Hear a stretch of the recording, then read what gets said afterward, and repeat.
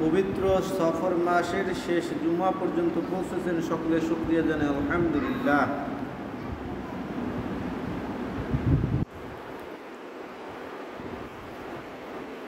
সামনে রবিউল আউয়াল মাস, দেখতে দেখতে নতুন বছরের 2 মাস শেষ হতে যাচ্ছে। আজকে 27 তারিখ।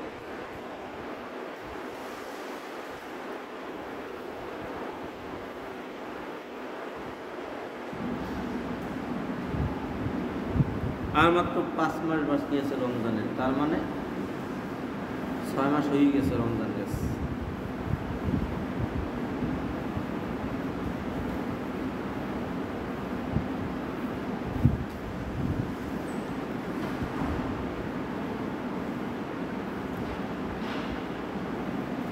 আল্লাহ তাআলার কাছে সবচেয়ে দামি হলো বান্দার ইবাদত, তাকওয়া। বান্দার তাকওয়া, যেই বান্দার তাকওয়া যত বেশি, সেই বান্দা সবচেয়ে বেশি ইবাদতের মধ্যে যুক্ত থাকে।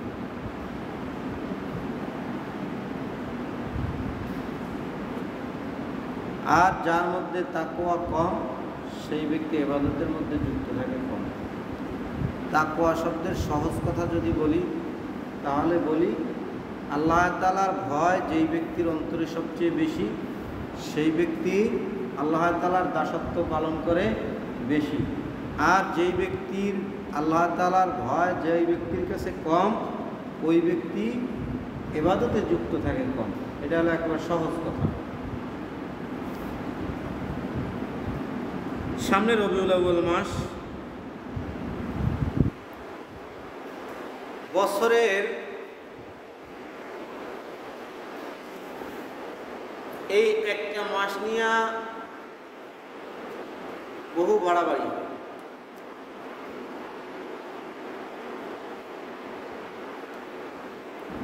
কি বাড়াবাড়ির কারণ কি? বাড়াবাড়ির কারণ হলো এই মাসে রাসূল সাল্লাল্লাহু আলাইহি ওয়াসাল্লাম দুনিয়ার পদার্পণ করেছেন বা দুনিয়ায় জন্মগ্রহণ করেছেন।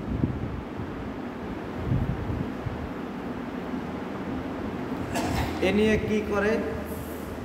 বিভিন্ন প্রকার অনুষ্ঠান করে, যে অনুষ্ঠানসমূহ প্রকৃতপক্ষে কোরআন হাদিস দ্বারা স্বীকৃত না।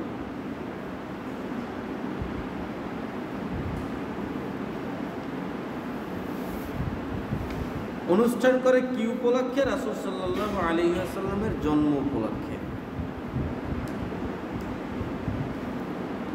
অনুষ্ঠানে কি করে? আনন্দ উল্লাস করে।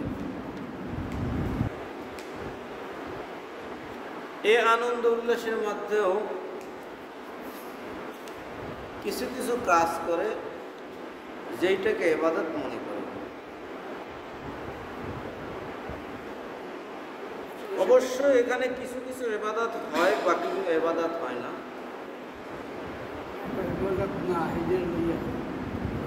যেমন সহজ কথায় যদি বলি, ঈদে মিলাদুন্নবী পালন করে। একটা গজলও আছে, গজলে কয় যে রবিউল আউয়াল এলে তোমায় খুঁজে পাই, রবিউল আউয়াল গেলে তোমায় ভুলে যাই। কে রাসূল কি ভুলে যাওয়ার জিনিস? হ্যাঁ, কোনো সময় ভুলে যাওয়ার জিনিস না। এক বুজুর্গ বলতেছে, মানে এক আলেম বলতেছে, বর্তমান সময়ের এক মাদ্রাসার প্রিন্সিপাল, তিনি দাবি করতেছেন, মানে প্রশ্ন করতেছেন যে রবিউল আউয়াল আসলেই তোমরা সিরাতুন নবী মাহফিল দাও কেন? মানে তারা দেয় মিলাদুন নবী, আমরা দিই সিরাতুন নবী। পার্থক্য হলো এই জায়গায়। আচ্ছা, একটা জিনিস যদি আমরা বলি, মিলাদ কি পালন করার জিনিস? বলেন, মিলাদ পালন করা যায়? হ্যাঁ, মিলাদ শব্দের অর্থ হলো যাহার জন্ম হইয়াছে, অর্থাৎ জন্মগ্রহণকারী। মাউলুদুন থেকে মিলাদের উৎপত্তি। সুতরাং জন্মকেও অস্বীকার করতে পারে, তার মানে রাসূল সাল্লাল্লাহু আলাইহি ওয়াসাল্লাম জন্মগ্রহণ করছেন এটাকেও অস্বীকার করবে? হ্যাঁ, করবে না। তাহলে এইটা পালন করার কি আছে? এটা কি পালন করার কিছু? বুঝছে কথা বলবেন। পালন করার কিছু? পালন করার কিছু যদি পালন করার হইতই, তাহলে মক্কা মদিনার যে সমস্ত শায়েখরা আছেন, বড় বড় আলেম আছেন, তারা কেন পালন করতেছেন না?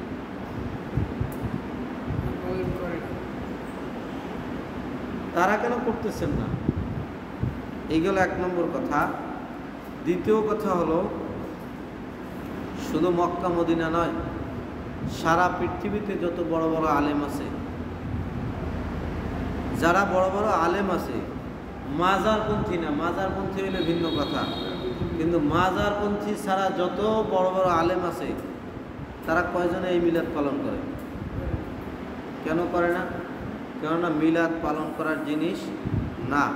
রাসূল সাল্লাল্লাহু আলাইহি ওয়াসাল্লাম জন্মগ্রহণ করছেন, এটা আমাদের জন্য খুশির বিষয়, কিন্তু খুশির বিষয় হওয়ার এখানে এটা পালন করার কি আছে? কিন্তু তার চেয়ে বড় কথা হলো, এই একই মাসে রাসূল সাল্লাল্লাহু আলাইহি ওয়াসাল্লাম দুনিয়া থেকে বিদায় নিয়েছেন। তাহলে ওই খুশির চেয়েতে এই শোকটা বেশি থাকার দরকার নাকি?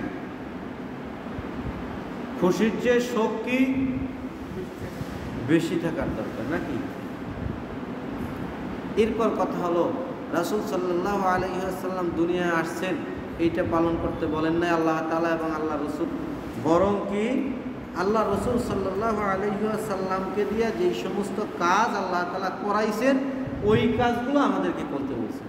এইটাই হলো সিরাত। সোজা কথায় সিরাত হলো তার দেখানো পথে চলা, সহজ কথায় তার আদর্শে চলাটাই হলো সিরাত। আর তার জন্ম সম্পর্কিত তথ্যাবলী, এটা হলো মিলাদ। তাহলে জন্ম সম্পর্কিত তথ্যাবলী আমাদের কোনো কাজে আসবে? কি কাজে আসবে বলেন? রাসূল সাল্লাল্লাহু আলাইহি ওয়াসাল্লামের জন্ম সম্পর্কিত তথ্য আমাদের কি কাজে আসবে বলেন? কিন্তু রাসূল সাল্লাল্লাহু আলাইহি ওয়াসাল্লামের দেখানো পথ, তার নিজের কর্মের পথ যদি আমরা গ্রহণ করি, তাহলে আমরা জান্নাতে যাইতে পারব। এই কথাটা কোরআনে আমি যে আজকে যে আয়াত তেলাওয়াত করছি, যে কুল ইন কুনতুম তুহিব্বুনাল্লাহ ফাত্তাবিউনি ইউহিব্বুকুমুল্লাহ ওয়া ইয়াগফির লাকুম যুনুবাকুম আল্লাহু গফুরুর রহিম। আল্লাহ পাক রব্বুল আলামিন এখানে বলেন, হে নবী, আপনি বলুন, অর্থাৎ বান্দাদেরকে বলুন, ইন কুনতুম তুহিব্বুনাল্লাহ, তোমরা যদি আল্লাহকে ভালোবাসতে চাও বা ভালোবেসে থাকো, ফাত্তাবিউনি, আমাকে অনুসরণ করো। আমাকে ভালোবাসার কথা কিন্তু বলে নাই। দেখবেন ওই শ্রেণীর আলেমরা খালি বলে আমাকে ভালোবাসো। আপনি ওইখানে ফাত্তাবিউনি, আপনি যদি বাংলাও পড়তে পারেন, বাংলা লেখা সার্চ দেন, দিয়ে দেখবেন, গুগলে সার্চ দেন, অর্থ কি আসে। ফাত্তাবিউনি, আমাকে অনুসরণ করো। অনুসরণ বলতে কি বোঝায়? সে যেভাবে করে আমিও ওইভাবে করি, এটাই তো অনুসরণ নাকি? না ভিন্ন কিছু বোঝেন? তাহলে ইন কুনতুম তুহিব্বুনাল্লাহ, যদি তোমরা আল্লাহকে ভালোবাসো বা ভালোবাসতে চাও বা ভালোবেসে থাকো, ফাত্তাবিউনি, আমাকে অনুসরণ করো, আমাকে অনুকরণ করো। অর্থাৎ আমি যা করি তুমি ওইটা করো। ইউহিব্বুকুমুল্লাহ, তাহলে তোমাদের আল্লাহকে ভালোবাসা হবে। ওয়া ইয়াগফির লাকুম যুনুবাকুম, আর এই কারণে আল্লাহ তাআলা তোমাদেরকে ক্ষমা করবেন, তোমাদের পাপসমূহ থেকে মাফ করে দেবেন। কথা কি বুঝছেন না বুঝেন না? ভালোবাসা মানে কি? আল্লাহকে ভালোবাসতে রসুলকে অনুসরণ করতে হবে। এই সম্পর্কে রাসূল সাল্লাল্লাহু আলাইহি ওয়াসাল্লামের একটা হাদিস, কুল্লু উম্মতি ইয়াদখুলুনাল জান্নাতা ইল্লা মান আবা, রাসূল বলেন যে আমার সমস্ত উম্মত জান্নাতি, তবে যারা আবা, তারা ব্যতীত। কিলা মান আবা ইয়া রাসূলুল্লাহ, সাহাবারা প্রশ্ন করলেন, ইয়া রাসূলুল্লাহ, আবা কি জিনিস? রাসূল সাল্লাল্লাহু আলাইহি ওয়াসাল্লাম বললেন, ক্বালা তানি দাখালাল জান্নাহ, যারা আমার আনুগত্য করে, আমাকে অনুসরণ করে, আমাকে অনুকরণ করে, তারা হলো জান্নাতি। ওয়া মান আসানি ফাকাদ আবা, আর যারা আমাকে প্রত্যাখ্যান করে, আমাকে অস্বীকার করে, তারা হলো আবা। সহজ কথা, যেহেতু আকে বলছে কি আনুগত্য করে, তাহলে এখানে হবে যারা তাকে আনুগত্য করে না। আজকে দেখবেন এই রবিউল আউয়াল মাস আসতেছে মাত্র 2 দিন বা 3 দিন পরেই। এই 2-3 দিনে আপনি দেখবেন যে 2-3 দিন পরে শুরু হবে এমন এমন কিছু মানুষ সারা বছরে এক ওয়াক্ত নামাজ পড়ে নাই। কেউ কেউ শুধু জুম্মা পড়ছে, কেউ কেউ শুধু ঈদ আর জানাজা পড়ছে। দেখবেন এই সমস্ত মানুষ এর পিছনে বেশি দৌড়ইবে, আর বিশেষ করে যারা মাজারপন্থী এরা দৌড়ইবে বেশি। একটু আগে যে কথা বলছিলাম যে যারা মাজারপন্থী আলেম তারা ব্যতীত অন্য আলেমদের কথা বলছিলাম। মাজারপন্থী কেন বললাম? কারণ মাজারপন্থী কাজগুলোই অনেকটা কাজ হলো মানে অতিরঞ্জিত। অতিরঞ্জিত কাজের মধ্যে আমি একটা কথা বলি, আল্লাহ তাআলাকে সাক্ষী রেখে কথাটা বলছি। খানজাহান আলীর মাজার তো অনেকেই চেনেন, এখানে সবাই গেছেন কিনা জানি না, আপনারা না গেলেও জানেন। আমি খানজাহান আলীর মাজার গেছি প্রথমবার যখন দেখতে গেছি। দেখতে যাওয়ার পরে পাশে কিন্তু একটা মসজিদ আছে। মসজিদটা হলো দিঘির কাছাকাছি হলো মসজিদ। মসজিদ হলো মাজারের ডান পাশে, বাম পাশে মাজার। মাজারে তো প্রথম হলো মাঠ, একটা খোলা মাঠ, মাঠের পরেই মাজারে ঢুকতে হবে। তা ঢোকার পরে তা মাঠ থেকে যখন আমি ঢুকবো, আমার হাতে জুতা, আমি জুতা হাতে নিছি, জুতো নিয়ে আমার ঢুকতে দেবে না। তারপর আমি জুতো নিয়ে ঢুকছি, ঢুকতে দেবে না। আমি তখন বললাম যে আপনি যে জুতো নিয়ে ঢুকতে দেবেন না, আপনি কি এই জুতার দায়িত্ব নেবেন? জুতা নিয়ে ঢুকতে দেবেন না, আপনি কি জুতার দায়িত্ব নেবেন? কারণ এই জুতোগুলো তো চুরি করে নিয়ে যাবে। একটা পর্যায়ে ওখানে কিছু তর্ক হয়েছে, তারপরে ঢুকতে দিছে, বলছে যে তাহলে ভিতরে রাখেন জুতা। ভিতরে রাখলাম, রাখার পরে ঘুরে দেখতেছি, দেখে মানে ভিতরে পরে ঢুকছি, মানে যেই জায়গায় কবর ওই জায়গায় পরে ঢুকছি। আগে ঘুরে মানে ওই গেটের ভিতরে চতুর্দিকে মানে একটা ফাঁকা জায়গা আছে, বিভিন্ন জায়গায় বিভিন্ন কিছু আছে। ওইখানে দেখলাম যে টাকা নেওয়ার কত রকম ফোন দিয়েছে। দেখি এক লোক একেবারে ক্লিন শেপ, সে যে নামাজ পড়ে না এটা যে কেউ দেখলে বুঝবে, সে যে গাঞ্জা খায় এটাও যে কেউ দেখলে বুঝবে। কারণ কিছু মানুষের চেহারা দেখলেই বোঝা যায় যে এই মানুষটা কেমন। সেই লোকটা দেখতেছে এক লোকের ওইরকম মানে ফকুবাজি দিয়া টাকা নিচ্ছে, মানে ওই জায়গায় একটা জায়গায় একটু সিঁদুর মিদুর লাগানো, ওই জায়গায় কি একটা মানে রোগের একটা অজুহাত দিয়া। তারপর ওটা যা করতেছে ওখান থেকে গেলাম। যাওয়ার পরে এরপরে শেষ সময়ে মানে আমরা যারা, আমার সাথে আরও যারা ছিল, আমরা ভিতরে ঢুকবো, ওই মাজারের মূল এরিয়ার মধ্যে ঢুকবো। ওইখানে ঢোকার পরে এখন দুঃখিত, কারণ যেহেতু কবর সেখানে তো সালাম পায়। বললাম আসসালামু আলাইকুম ইয়া আহলাল কুবুর আনতুম লানা সালাফু ওয়া ইনশাআল্লাহ। বলার পরে এরপর দেখলাম আমাদের সাথে, আমাদের আগে অথবা পরে আরও কিছু লোকজন ঢুকছে। এখন তাদেরকে মানে ওই জায়গায় একজন হুজুর আছে, ওই হুজুর তাদেরকে দিয়ে নামাজ পড়াইতেছে কোন দিকে ফিরাইয়া? ওই কবরের দিকে ফিরিয়ে। আমি নিজে সাক্ষী, আল্লাহ তাআলাকে সাক্ষী রেখে এই মসজিদে বসে বলতেছি। কবরের সেজদাতে বলতেছে না, নামাজ পড়াইতেছে কোন দিকে ফিরিয়া? বলেন কি বলছি? কোন দিকে ফিরিয়া? মসজিদ আর কবর, মসজিদ কিন্তু কবরের উত্তর পাশে, মসজিদ কবরের কোন পাশে? তাহলে পশ্চিম কোন দিকে হবে? কবরের দিকে পশ্চিম হয়? হ্যাঁ, কারণ উত্তর পাশে ফিরে নামাজ পড়তেছে হলো কবরের উত্তর পাশে যে ফাঁকাটা, ওই ফাঁকাটা মানে কবরের উত্তর পাশে একটা ফাঁকা অংশ, ওই ফাঁকা অংশে নামাজ পড়াইতেছে কবরের দিক ফিরে গিয়া। তাহলে উত্তর দিক দিয়ে দক্ষিণ দিকে ফিরে নামাজ পড়াইতেছে কোন দিকে? দক্ষিণ দিকে। তাহলে আমাদের কেবলা কোন দিক? কেবলা কোন দিক? পশ্চিম দিক। দক্ষিণ দিকে ফিরে নামাজ পড়াইলো কেন? ওই কবর। তাহলে নামাজের নামে ওই কবরকে সিজদা করাইতেছে।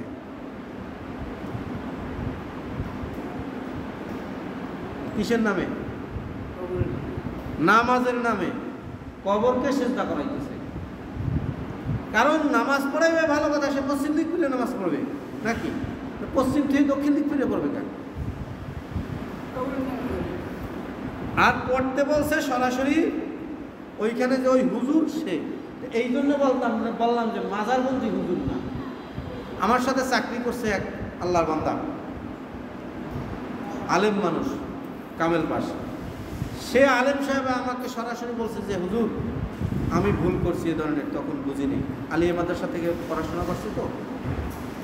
তা বললো যে হুজুর আমি এরকম ওইখানে আমরা সেজদা দিছি আমাদের পরিবারের সবাই, কয়ে গেছি তখন তো বুঝি না এই অবস্থা। বলছে আল্লাহ তাআলার কাছে ক্ষমা চান, আর কিছু বলার নেই। যদি আল্লাহ ক্ষমা করে, আল্লাহ ব্যতীত কাউকে সিজদা করা যাবে না, আল্লাহ ব্যতীত কাউকে সিজদা করা যাবে না।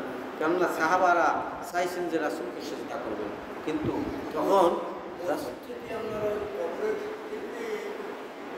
না না কবরের দিক ফিরানো না, না না মসজিদ ঠিক আছে, মসজিদ ঠিক আছে। মসজিদ হলো গেটের দিকে, গেটটা হলো আপনার পশ্চিম পাশে, কবরের পশ্চিম পাশে হলো কাঞ্জান আলীর গেট, গেটের দিকে ফিরানো মসজিদ। হালকা একটু কোনাকুনি আছে, মসজিদ দিক ঠিক আছে, কিন্তু ওই যে কবর, কবরের উত্তর পাশে হলো ফাঁকা জায়গাটা, মূল কবরের উত্তর পাশে হলো ফাঁকা জায়গাটা, ওই উত্তর দিক থেকে দক্ষিণ দিকে ফিরে নামাজ পড়াইতেছে। এখন বিষয়টা বুঝছেন? তো ওই হুজুর বললো যে তারা গেছিল মানে দেখতে, ওখানে তাদের ওই এই ঘটনা ঘটছে, তারা সরাসরি কবরকে সামনে রেখে সিজদা করেছে। এই জন্য বললাম যে শুরুতেই যে মাজারপন্থী আলেম না, কারণ মাজারপন্থী আলেম তারা হলো মূলত পকেট ভারী করার জন্য, আয় করার জন্য এইসব করতেছে। এই জন্য বললাম যে মাজারপন্থী আলেম ছাড়া আপনি দেখেন বড় বড় আলেম যারা আছে তারা আসলে কি তারা এই সমস্ত কাজ করতেছে? এই যে মিলাদুন নবী পালন করতেছে, করে না কিন্তু। এরপরে হ্যাঁ মিলাদুন নবীর ওয়াজ মাহফিল করো ভালো কথা, কিন্তু জশ্নে জুলুস, এই যে মানে রাস্তায় যে কি করে, রাস্তায় যে অনুষ্ঠানটা করে ওটার কি কয় আমি তো ভুলে গেছি, কারণ এগুলো নিজে করিয়ে তো। এই যে কাজটা করে এটা কি করে? একজন মানুষকে সাজাইয়া এরপর যে অনুষ্ঠানটা করে, এটা কিন্তু স্পষ্ট শিরিক। শুধু যে গুনাহের কাজ তা না, কিন্তু শিরিক কিন্তু আল্লাহ তাআলা খাস তওবা ছাড়া মাফ করবে না। আরো অনেক কাজ আছে, গর্হিত কাজ। আপনি এখানে মনে করতে পারেন যে রাসূল সাল্লাল্লাহু আলাইহি ওয়াসাল্লাম দুনিয়া আসছে খুশি, কিন্তু খুশির চেয়ে বড় কি দুঃখ যে রাসূল দুনিয়া থেকে চলে গেছে। আপনি আগে শুনছেন কিনা জানি না, আমি আগেও বলছি বা অন্য কোনো আলেম থেকেও শুনতে পারেন, এই যে আমাদের সমাজে যেই মানুষটা সবচেয়ে খারাপ, কি বলছি কি বলছি বলেন সবাই, আমাদের সমাজে যেই মানুষটা সবচেয়ে খারাপ, ওই মানুষটা যদি ইমানের সাথে একবার রাসূলকে শুধু দেখতো, কি বলছি, ইমানের সাথে একবার রাসূলকে দেখতো, দুনিয়ার কোনো আমল করতে পারে নাই, ইমান আনছে, রাসূলকে দেখছে, দুনিয়ার থেকে বিদায় নিয়ে গেছে, ওই মানুষটার জন্য জান্নাত ওয়াজিব ছিল। তাহলে রাসূল যে আমাদের সামনে নাই, এর চেয়ে বড় দুঃখ আর কি আছে বলেন? হ্যাঁ, তার সুন্নাত আমাদের মানে অঙ্গে নাই, তার ফরজ, সে যে ফরজগুলো বলে গেছেন আমাদের, সেইগুলো আমাদের অঙ্গে নাই। আমরা মিলাদুন নবী নিয়ে লাফালাফি করি। গত বছর না তার আগের বছরের একটা ঘটনা বলছিলাম, এখানে অনেক মুসল্লি হয়তো খেয়াল থাকতে পারে, যে এই বরগুনাতে নাম কইলেছেন, আর সব নাম বলা যায় না, কারণ নেতা খাতাকেও নাম কইলে আবার কাউর লাগবে। এক নেতা, সে আমাদেরকে মিলাদুন নবীর অনুষ্ঠানের দাওয়াত দিছে, দাওয়াত দিয়েও বলতেছে যে আপনারা তো এটা পছন্দ করেন না, কিন্তু দাওয়াত রইল আমার পক্ষ থেকে, আপনারা থাকবেন। সরাসরি আমাদেরকে দাওয়াত আছে, দাওয়াত দিয়েও বলতেছে যে আপনারা এটা পছন্দ করেন না আমি জানি, কিন্তু তারপরে আপনাদেরকে দাওয়াত দিলাম, আপনারা থাকবেন। এখন বলছেন বিষয়টা, কথা হলো যে সিরাতুন নবী মাহফিল এই কারণে করা হয়, কারণ সিরাত হলো রাসূলের আদর্শ চরিত্র, আর রাসূলের আদর্শ চরিত্র যদি আমাদের অঙ্গে থাকে তাহলেই কি আমরা জান্নাতে যাইতে পারবো সহজে। এটা হলো সোজা কথা। এই জন্যই আলেমরা কি করেন, সিরাত মাহফিল করেন। ওই আলেমের সাথে যদি আমার সরাসরি যোগাযোগ করার ব্যবস্থা থাকতো, তাহলে ওই আলেমকে আমি সরাসরি এই প্রশ্নটা করতাম যে আপনি সিরাত সম্পর্কে কি আপনি জানেন না? যেহেতু একটা মাদ্রাসার, আপনি বড় একটা মাদ্রাসার সে প্রিন্সিপাল এবং সে একজন পীর সাহেব দাবি করে নেওয়া। এই কথা বলার উদ্দেশ্য যে এই সামনেই রবিউল আউয়াল মাস, এই রবিউল আউয়াল মাসে অসংখ্য কাজ দেখবেন, ভুল কাজ। এই কাজগুলো থেকে আপনাদের বাঁচতে থাকতে হবে। আপনাদের কাজ কি, আমাদের কাজ কি? রাসূল সাল্লাল্লাহু আলাইহি ওয়াসাল্লামকে অনুসরণ করা। রাসূল সাল্লাল্লাহু আলাইহি ওয়াসাল্লামকে অনুসরণ বলতে কি, রাসূল সাল্লাল্লাহু আলাইহি ওয়াসাল্লাম যেইভাবে চলছেন ওইভাবে চলার চেষ্টা করা, ওইভাবে চলার চেষ্টা করা। আমরা কিন্তু কেউ রাসূলের হুবহু চলতে পারবো না। এটা যদি এই সময় কেউ দাবি করে সেটা মিথ্যা কথা। এই সময় দাবি করলে কি হবে সেটা এখন কইতে পারেন, হুজুর কে মিথ্যা কথা হইবে? রাসূলকে আমরা দেখছি, এই বর্তমান জামানার কেউ দেখছে? দেখে নাই। দেখে নাই, তাহলে কিভাবে রাসূলের কথা মানে? কোরআন থেকে হাদিস থেকে, কোরআন থেকে হাদিস থেকে। কিন্তু একই বিষয়ে একাধিক হাদিস আছে, তাহলে কোনটা মানি আমরা? যে কোনো একটা মানি, সব তো আর একসাথে মানি না। সবকে একসাথে মানি না, কিন্তু সব একসাথে মানি না। যেমন হাদিসের মধ্যে আসছে রাসূল সাল্লাল্লাহু আলাইহি ওয়াসাল্লাম এক হাদিসের মধ্যে বলছেন, তোমরা আগুনে পাকানো খাবার খাইলে উযু করে তারপর নামাজ পড়ো। আর এক হাদিসে আগুনে পাকানো খাবার কেউ খাইছে, তাকে বলছেন উযু করতে হবে না। কিন্তু আমরা কি আগুনে পাকানো খাবার খাইয়ে কেউ উযু করি? নতুন করে উযু করি কেউ? হ্যাঁ, তার মানে ওই হাদিসের আমল করতেছি যে হাদিসে উযু করার কথা বা উযু করতে বলে নাই। কিন্তু এই যে হাদিস, এই হাদিস তো আমরা আমল করতেছি না, যেটা বলছে যে আগুনে পাকানো খাবার খাইয়ে উযু করতে। আমরা এই হাদিস আমল করি না। কিন্তু এরকম অসংখ্য। রাসূল সাল্লাল্লাহু আলাইহি ওয়াসাল্লাম 4-এর অধিক বিবাহ করছেন। কয়টা করছেন সেইটা আমি যাচ্ছি না, 4-এর অধিক। কিন্তু আল্লাহ তাআলা কোরআনে বলছেন কয়টা? সর্বোচ্চ 4টা। তার মানে আমি চাইলেই কি 4টার বেশি করতে পারবো? আপনি চাইলেই কি 4টার বেশি করতে পারবেন? হ্যাঁ, সম্ভব না। এখন কইতে পারেন তাহলে রাসূল করছে কেমনি? ওটা রাসূলের জন্য ছিল, খাস ছিল। অথবা ওই সময় কোরআনের ওই আয়াত আল্লাহ তাআলা নাযিল করেন নাই। কি বলছে বলেন? হয়তো রাসূলের জন্য খাস ছিল, অথবা ওই সময় কোরআনের ওই আয়াত নাযিল হয় নাই। দুইটার যে কোনো একটা হবে। এটা কি এই জন্য কোরআনের সাথে সাংঘর্ষিক হয়েছে? সাংঘর্ষিক না, কিন্তু কোরআনের বিপরীত, কিন্তু সাংঘর্ষিক না। অনেক কাজ আছে রাসূল সাল্লাল্লাহু আলাইহি ওয়াসাল্লামের জন্য খাস ছিল, সেইটা আমাদের জন্য খাস না। রাসূল সাল্লাল্লাহু আলাইহি ওয়াসাল্লামের সব হাদিসের আমল আমরা করি না, কিন্তু করেন সব হাদিসের আমল। হ্যাঁ, রাসূল সাল্লাল্লাহু আলাইহি ওয়াসাল্লাম পেটে পাথর বাঁধছে। আপনি কয়দিন বাঁধছেন পেটে পাথর? নিয়ে আসেন, ওগুলো বাচ্চারা ওরকম করবে, নিয়ে আসেন। তাহলে রাসূল সাল্লাল্লাহু আলাইহি ওয়াসাল্লাম কিন্তু পেটে পাথর বাঁধছে, সাহাবারা পেটে পাথর বাঁধছে, না খাইয়ে তারা ছটফট করছে। আবু হুরায়রার জীবনীতে পাওয়া যায় যে আবু হুরায়রা এমনভাবে ছটফট করতেছিল, মানুষ বুঝে যে বাইরোগ হয়েছে। বাইরোগ চেনেন আপনারা? বাইরোগ চেনেন না? বাইরোগ যদি না চেনেন, যারা চেনেন তো চেনেন, যারা চেনেন না সহজ কথায় কই, এমন একটা রোগ, সমস্ত শরীরে এমন একটা অবস্থা হয় যে ওই মানুষটা ছটফট করে। এইটা তো বাইরোগ বলে। এখন যারা এমনি সব জায়গায় তো একরকম ভাষা না, আমরা করি বাইরোগ, আমরা বলি। তা এখন বাইরোগ কর। তাহলে এখন আবু হুরায়রা ক্ষুধার যাতনায় এরকম ছটফট করতেছেন, সবাই বলছে কি যে বাইরে হয়েছে, তারে পাড়াইতেছে, কারণ ওই সময় বাইরের চিকিৎসা ছিল কি পাড়াইলে সুস্থ হয়ে যেত।